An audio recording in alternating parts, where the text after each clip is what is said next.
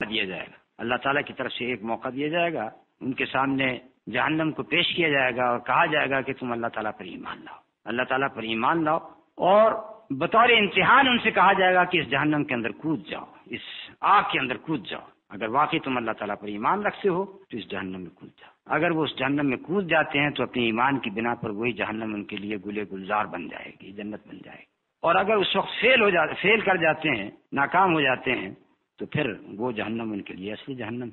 ضمن تو آ گیا ہے، ہر شخص کے لیے وہی راستہ آسان کر دیا گیا جس کے لیے وہ خواہش رکھتا ہے یا پسند کرتا ہے۔ کل میسر لما خلق لہ، تو ہم اپنی نیت، خواہش یا پسند کو کس طرح خیر یا آسانی کی طرف مائل کر سکتے ہیں، شر سے بچنے اور خیر کی خواہش کس طرح بیدار ہو سکتی ہے، اس کا کوئی قابل عمل طریقہ بتایا جائے۔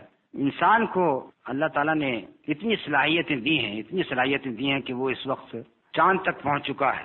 بہرحال کہا جاتا ہے امریکن چاند تک پہنچ گئے ہیں، کچھ لوگ انکار بھی کرتے ہیں کہ نہیں پہنچے، تو بہر صورت اس نے بڑے بڑے کام کیے، اس عقل کی بنا پر جو اللہ تعالیٰ نے دی ہے بہت کام کی ہے۔ اس کے مقابلے میں جو انسان سے قریب ترین مخلوق ہے بندر، اگر آپ 10 بندروں کو 10 ٹائپ رائٹرز کے اوپر بٹھا دیں، آج کل تو خیر کمپیوٹر آ گیا ہے، ان کمپیوٹرز کے اوپر بٹھا دیں اور ان سے کہیں کہ اب یہاں پہ تم یہ کی ٹائپ کرتے رہو 100 سال تک ٹائپ کرتے رہیں گے، کبھی بھی وہ شیکسپیئر کا ایک اسٹینزا آ سکتا ہے اس میں اقبال کی ایک سطر بھی آ سکتی ہے، اتفاق سے نہیں، کچھ نہیں آ سکتا، اس لیے کہ وہ بندر ہی رہے گا۔ وہ نقل تو کر سکتا ہے کی کو پریس کرنے کی، لیکن وہ کوئی کریٹو کام نہیں کر سکتا۔ تو جب اللہ تعالیٰ نے انسان کو اتنی صلاحیتیں دی ہیں جس کی وجہ سے وہ بڑے بڑے کام کر سکتا ہے، ہمارے ملک میں آپ دیکھیں کتنے بڑے انجینئرز موجود ہیں، سائنسدان موجود ہیں، تو اس لیے یہ کہنا کہ ہم اپنے آپ کو کیسے نیکی کی طرف مائل کریں، اس کا جواب تو یہی ہوگا کہ اگر آپ چاہیں تو آپ اپنے آپ کو نیکی کی طرف مائل کر سکتے ہیں۔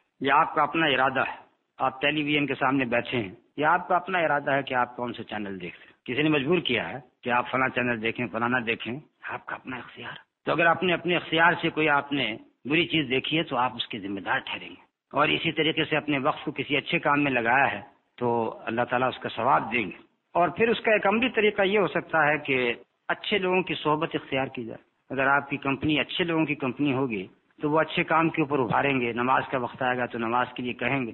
اس کے مقابلے میں اگر بری کمپنی ہوگی تو وہی لوگ بیٹھ کے اب اپنا وقت ضائع کریں گے، کارڈ کھیلیں گے، فلمیں دیکھیں گے، اس طریقے سے اپنے وقت کو ضائع کریں گے۔ تو ایک تو یہ طریقہ ہے کہ اچھی کمپنی اختیار کریں، دوسرے یہ کہ قرآن پڑھنا اپنا معمول بنا لیں، روزانہ قرآن پڑھا کریں ترجمے کے ساتھ اور سمجھنے کے ساتھ۔ ایسے ہی نبی صلی اللہ علیہ وسلم کی سیرت کا مطالعہ کریں، سیرت اور احادیث کا، لٹریچر میں اچھا لٹریچر پڑھیں اور اپنے وقت کو یوٹیلائز کریں، یعنی وقت کا کوئی حصہ بیکار نہیں جانا چاہیے۔ اچھے کام میں یہ وقت صرف ہوگا تو اس کے اچھے نتائج برآمد ہوں گے انشاءاللہ۔ والدین کے 2 بچے ہیں اور دونوں پیدائشی طور پر معذور، جسمانی اور ذہنی طور پر اب جوان ہیں اور والدین کے لیے شدید آزمائش کا سبب۔ والدین نے تو یہ نہیں چاہا تھا، اللہ تعالیٰ نے ان کے لیے ایسا ہی چاہا، کہ اس میں بھی حکمت ہے جو انسان کی سمجھ سے بالاتر ہے۔ جیسے کہ اللہ تعالیٰ نے ارشاد فرمایا ہے وَنَبْلُوكُمْ بِالشَّرِّ وَالْخَيْرِ فِتْنَةً، ہم تمہاری آزمائش کرتے ہیں کبھی خیر کے ساتھ کبھی شر کے ساتھ۔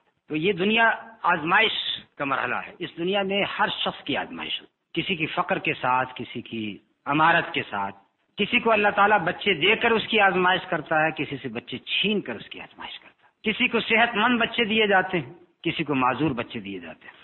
اور چونکہ یہ آزمائش کی دنیا ہے، اس وجہ سے یہ نہیں کہا جا سکتا کہ آخر ان معذور بچوں کو کیا قصور تھا کہ انہیں معذور بنایا گیا۔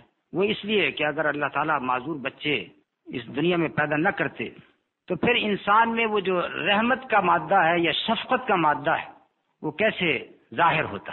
جن والدین کے معذور بچے ہوتے ہیں وہ ان کے ساتھ اچھا ٹریٹمنٹ کرتے ہیں، ان کی دیکھ بھال کرتے ہیں، ان کے آرام کا خیال کرتے ہیں، کس بنا پر؟ اس قدرتی محبت اور شفقت کی بنا پر جو کہ اللہ تعالیٰ نے ان کے دلوں میں پیدا کی۔ اور اس دنیا میں جو کچھ بھی شر پیدا کیا گیا ہے، جو تکلیفیں پیدا کی گئی ہیں، اس کی وجہ سے پھر ہم نعمتوں کی قدر کرنا جانتے ہیں۔ اگر اولاد کا چھننا نہ ہوتا تو پھر اولاد کی قدر کیسے ہوتی؟ اگر معذور بچے نہ ہوتے تو صحت مند بچوں کی قدر کیسے ہوتی؟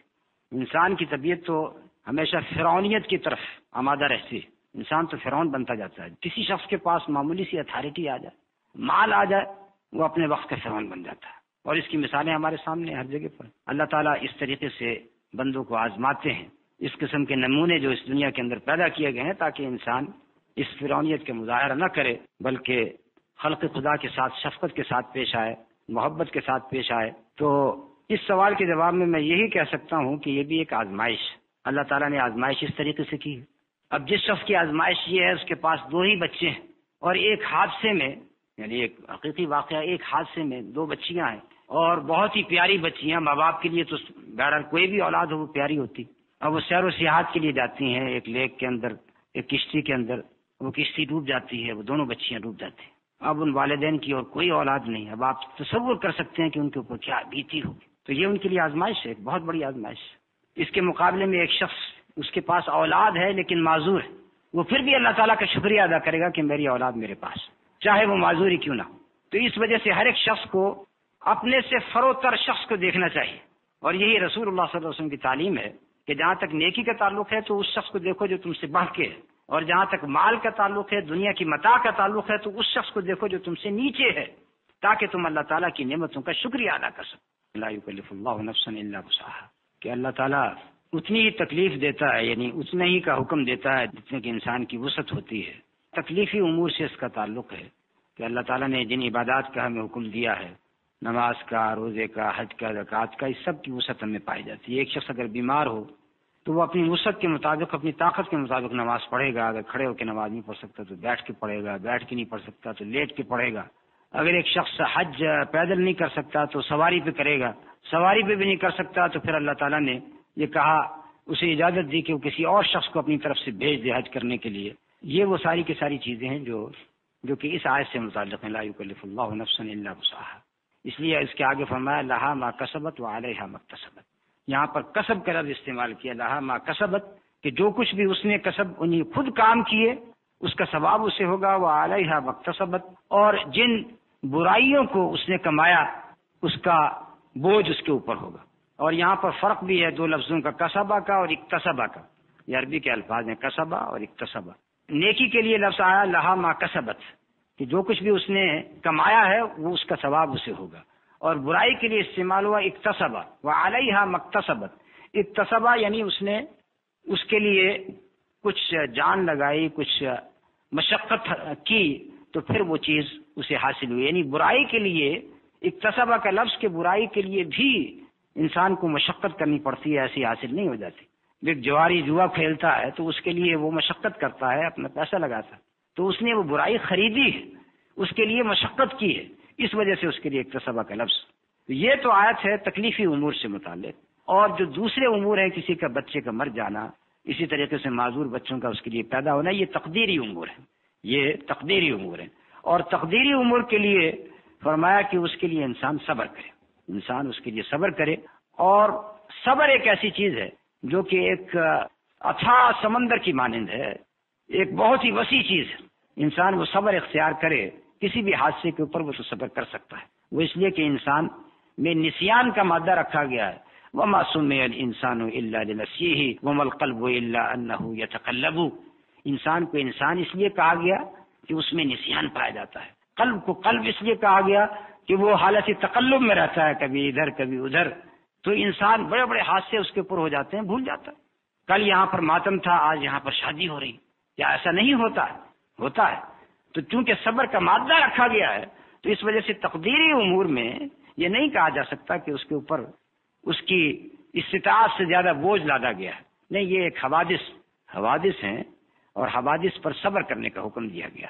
کیا کوشش مقدر پر اثر ڈال سکتی ہے؟ مثلاً بہت سی ایسی مثالیں موجود ہیں کہ ایک شخص تھوڑی کوشش، تھوڑی محنت پر زیادہ حاصل کر لیتا ہے، جبکہ دوسرا زیادہ کوشش پر بھی زیادہ حاصل نہیں کر سکتا۔ کیا ایسی صورت میں اللہ کے ارادے اور انسان کے ارادے میں مطابقت نہیں ہو پاتی؟ اگر نہیں تو کیوں؟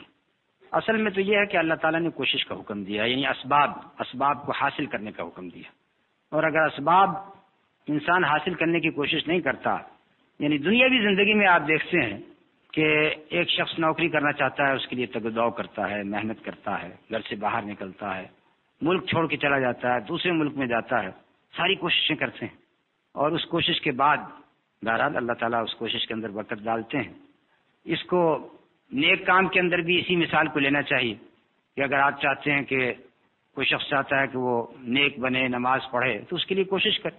یعنی رزق کے لیے تو وہ مارا پھرتا ہے، اور جب نماز پڑھنے کا وقت آتا ہے تو گھر میں بیٹھا رہتا، گھر سے باہر نکلنے کی کوشش نہیں کرتا، مرد کی حیثیت سے مسجد میں نہیں جاتا، تو ایسے شخص نے تو کوئی کوشش نہیں کی۔ بہر صورت کوشش کرنا ہمارا فرض کیا ہے؟